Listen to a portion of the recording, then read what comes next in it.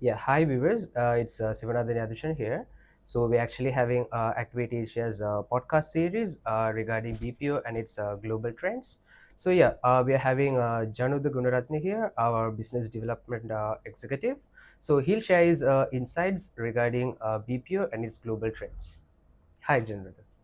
Yeah, yeah. Hi, Adushan.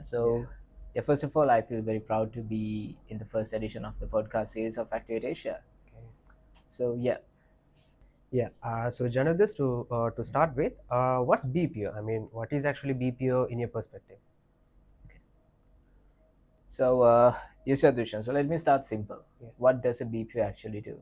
As everyone knows, BPO stands for Business Process Outsourcing. Okay. But most of the people think is BPO is just making calls, answering calls. That's true, but only 1 to 2% is call centers. All right, only 1 to 2% is call centers. So, do you know the value of the BPO industry in world is more than $3 trillion? All right. Have you heard Okay. about it? All No. right.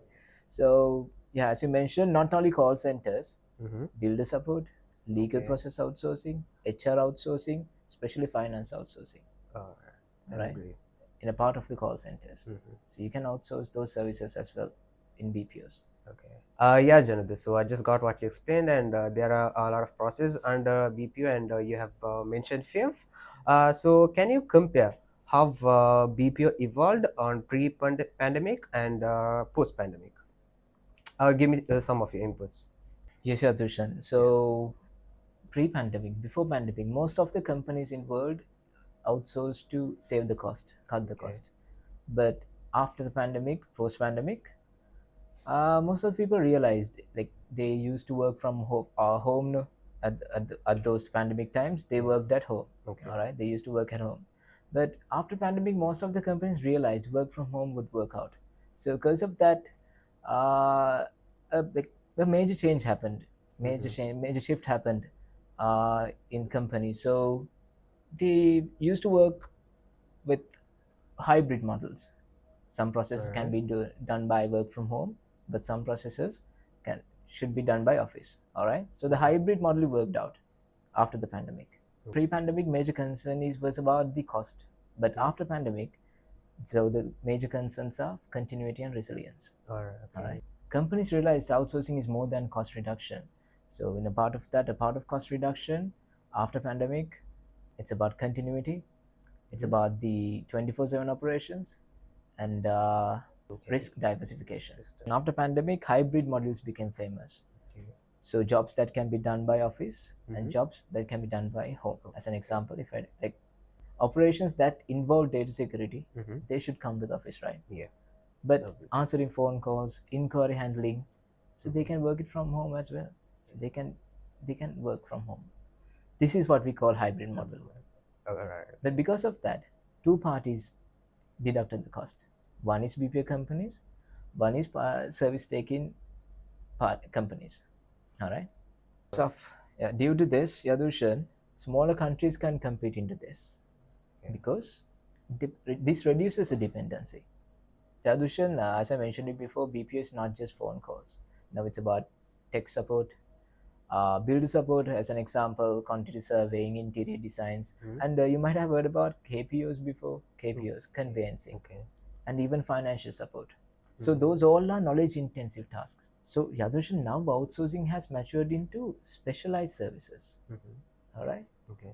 Companies who have refused for digital transformation, now they have to adapt into it.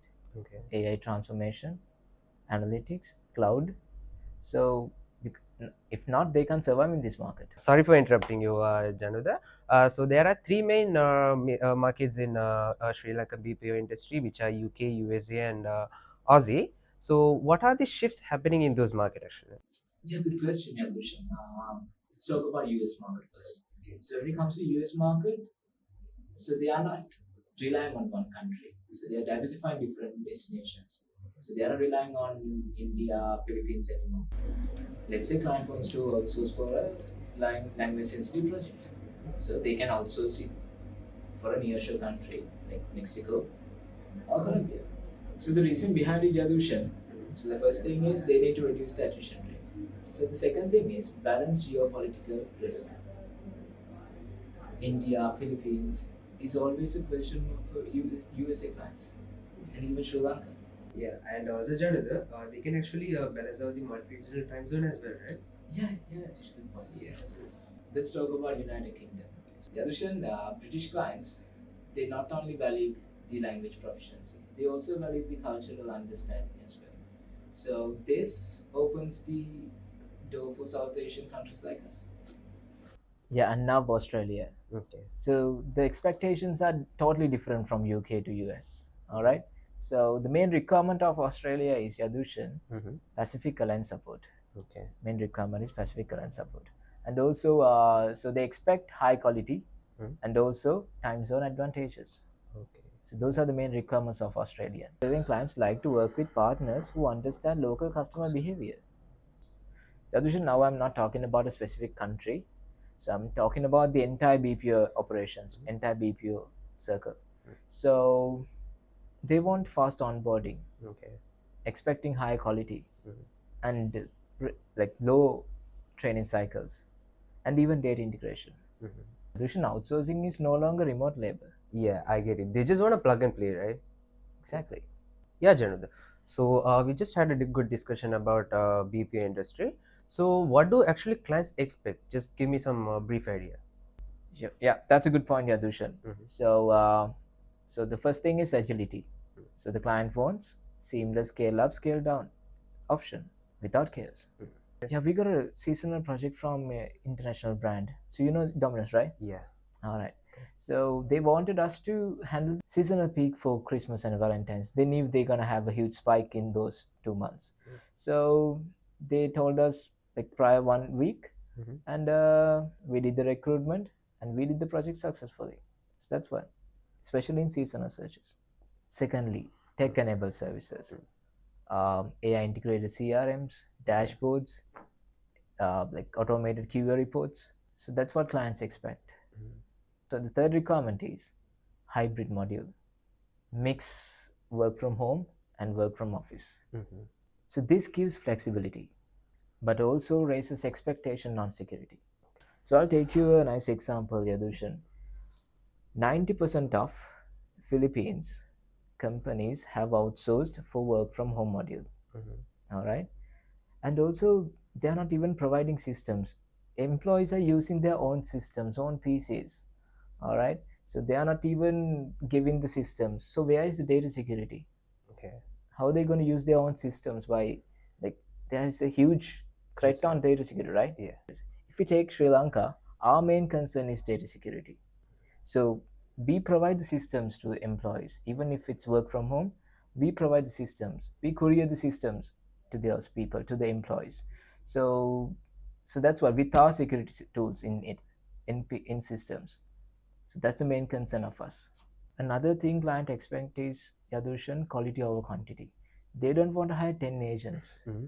They will hire 5 agents who is expert in it. Mm.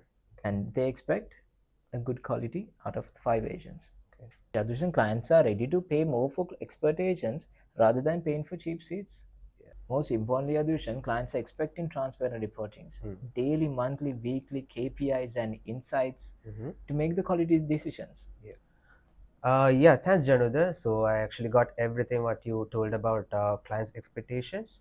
So yeah, we Sri Lankans, we actually a small country, right?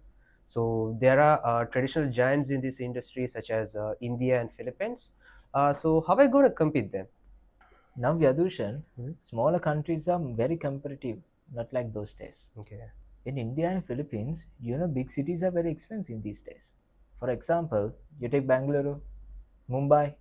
So when you come to Sri Lanka, affordable offices, and the living cost is also very affordable. Yeah. Yeah, Janudha. So I get it. And then yeah, I actually read this somewhere that it was mentioned as Colombo is most expensive place to buy a home.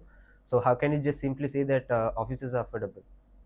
Yeah, you're right, Yadushan. So even people who are doing 2 to 3 businesses can't afford a house in Colombo. Yeah, But exactly. offices are everywhere. Okay. Even Horana, there is a BP, there are BPOs. Even Vavnia, there are BPOs. Mm-hmm. All right. So we don't need to buy a place in Port City to start a BPO. Mm-hmm. Even we can get a place from Dehiwala Batramula to start a BPO. which is very affordable. Yadushan, I would like to add another thing. Tech is global. Cloud phone systems, international CRMs, Yeah. remote monitoring Mm-hmm. systems. So these are available globally. We no longer require large scale infrastructure for this. Mm-hmm. All right. And now you can realize, right, how tech industry is booming in Sri Lanka. Yeah, sure. Now we can easily compete. That's true. Yadushin, you know what? Uh, Global clients want diversification. Mm-hmm. All right. So they don't want to. So they are more focusing into risk mitigation. Okay. So they don't want to put all the eggs in a one basket. They don't want to put all the seeds in a one country, even India, Philippines. So they are more looking into geopolitical resilience. They do have a doubt in it because Mm-hmm. and even economic crisis, political instabilities, even in Sri Lanka. Yeah. So they are considering all these things in it. In addition, even small countries like Sri Lanka, we do Mm-hmm. have market share. Mm-hmm. So we do have to deliver what is needed. Finally, addition to compete with traditional giants like India, Philippines, so we should have cultural adaptability. And to be very honest with you, as Sri Lankans, we can learn new skills easily, and we are service oriented, and we have good empathy. Yeah, Janada. So since you spoke about empathy, we as Sri Lankans, we do have hospitality mindset in our blood, right? So how can this be beneficial for BPO industry? So, Yadushan, as I mentioned you before, we are customer oriented. All right. So we can do customer support and client handling better than Indians and Filipinos. Yadushan, when it comes into accents, we can we can easily learn British accent. We can easily learn US accent. So we can really do better in conversational English. Yeah, Janada. So far we have discussed about how to compete traditional giants. So as a small country, what are we going to do to win in this industry? Yes, Yadushan. The first thing is brand credibility. India and Philippines are already trusted brands out there in BPO industry. So as Sri Lankans, what we have to do is we have to build the brand credibility by ourselves. Countries like Sri Lanka, we should educate the clients on what we can deliver. Yeah, Dushan, personally, I would like to suggest we have to focus on quality niches. As an example, financial services. You might have heard about EY and Deloitte companies. Have you? Okay. Yeah. So those companies' operations are happening out of Sri Lanka. Mhm. All right, with more than 500 plus people. So Okay. you know why? After UK, Sri Lankans have most qualified SIMA professionals. Third thing is Yadushan, we should invest in skills, certificate programs, English proficiency certificates, and also specialized training programs. So Okay. that would be fine. Yadushan, most importantly, Sri Lankan BPO industry needs government support. Mm. All right. After tourism, BPO can bring in good foreign exchange. All right. So as I mentioned it before, you know the value of the BPO industry in the world, right? More than $3 trillion. Yeah. Yeah. So Janada. just imagine like 5% of it. Oh, You do the calculation and see. that's a huge amount. Yeah. South government should invest in digital infrastructures and also promotion at global trade forums. Yeah, Janada. So as we discussed, we can clearly say that Sri Lanka is a strong example for rising market.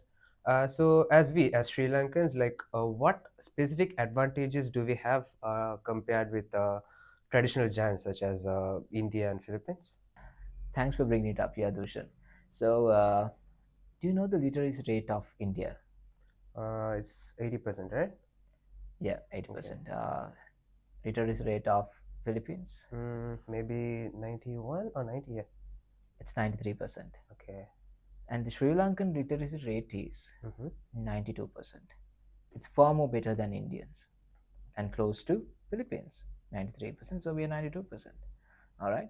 So in Sri Lanka, when it comes into English language, most of the schools, like even every school is teaching English as a subject. So we do have the English proficiency as well in Sri Lanka. So we are naturally client ready. Let me add another thing. Sri Lankans are naturally performance oriented. They're good in speed, like, and they're responsible, and they're naturally customer empathetic. And another thing is time zone advantage. So we are close to UK evenings and close to Australia mornings. So we do have a 2 to 3 hours difference. We usually start our shift at 9 o'clock, right? So for Australian, if you are working for Australian market, we have to start the work at 6:30 to 7 p.m. All right, and for UK market, we have to start at 2 to 3 p.m. Yadushan, in Sri Lanka, we really do have good retention. Even our clients are with us for a long time, very long time. So our attrition rate is really low. Yadushan, with all these, I can strongly tell we can compete with any traditional chance easily. So yeah, thank you so much for your valuable inputs, Janodha. But then, to be frank, I didn't know that Sri Lanka is so potential in terms of BPO industry. So we'll soon bring you the second episodes with more insights on regarding BPO and its global trends. See you soon.